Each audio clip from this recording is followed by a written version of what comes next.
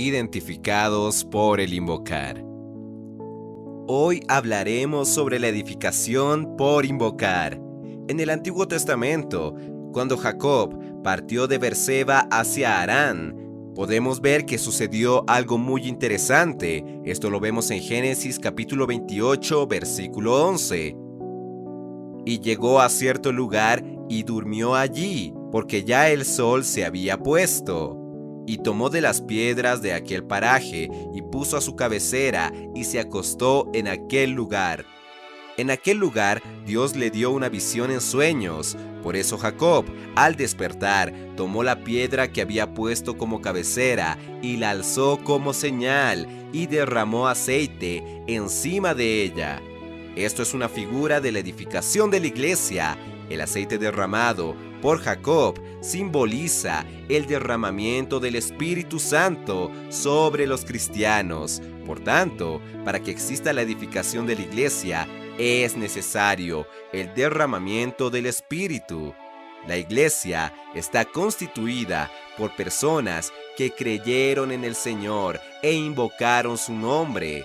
En 1 Corintios 12:3, Pablo dice: y nadie puede llamar a Jesús Señor, sino por el Espíritu Santo. Así que cada vez que los miembros del cuerpo de Cristo, la iglesia, invocan el nombre del Señor con fe, volviendo su corazón a Él, estarán en el Espíritu, en el cual el Espíritu de Dios habita. En el versículo 1, Pablo dijo a la iglesia en Corinto: no quiero, hermanos, que ignoréis acerca de los espirituales. ¿Cómo es que los corintios podían estar en el Espíritu? El hecho de reunirse y tener comunión garantizaba que ellos estaban en el Espíritu. O el servicio a los demás hermanos, o su participación en las muchas actividades de la iglesia. No, nada de eso. Estas cosas por sí solas no nos garantizan que estemos en el Espíritu. Todo lo mencionado anteriormente puede ser hecho por medio de nuestra vida natural, de acuerdo con el viejo hombre, sin tener ninguna comunión con Dios. Solo seremos la iglesia en esencia y vida si estamos en el Espíritu. Por eso Pablo menciona que la mejor manera para alcanzar aquello es invocar el nombre del Señor. Por tanto, os hago saber que nadie que hable por el Espíritu de Dios llama anatema a Jesús, y nadie puede llamar a Jesús Señor sino por el Espíritu Santo. Antes de recibir a Cristo como nuestro Señor y Salvador, éramos incapaces de hablar acerca de Dios y de su nombre, pues éramos adoradores de ídolos mudos. Pero hoy adoramos al Dios vivo y verdadero, que es la palabra misma. En el principio ya existía la palabra, y aquel que es la palabra estaba con Dios, y era Dios. Esto lo vemos en Juan capítulo 1, versículo 1. Aquel que es la palabra se hizo hombre, y vivió entre nosotros, lleno de amor y verdad. Esto lo vemos en el versículo 14. Hoy creemos en el Dios encarnado, el cual es Cristo, la palabra. Por él podemos declarar que Jesús es el Señor, que Él es nuestro Señor.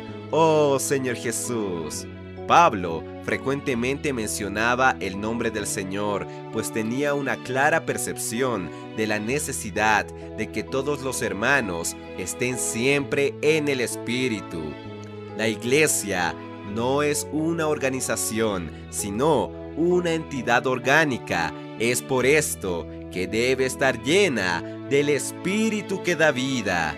En Romanos 10:13, Pablo dice: porque todo aquel que invocare el nombre del Señor será salvo. Cuando tenemos la verdadera experiencia del invocar, nos volvemos fervientes y osados para proclamar en todos los lugares que Jesús es el Señor. Y así, cada vez que decimos: oh Señor Jesús, somos llenos de alegría y gozo, pues tocamos a una persona viva que nos satisface y vivifica. no importando lo que hayamos sido en el pasado, viles, pecadores o éticos religiosos. Cuando comenzamos a invocar el nombre del Señor con fe, con realidad, volviendo nuestro corazón hacia Él, hay un cambio en nuestro vivir. Experimentamos Romanos 10:13 y somos salvos por invocar el nombre del Señor.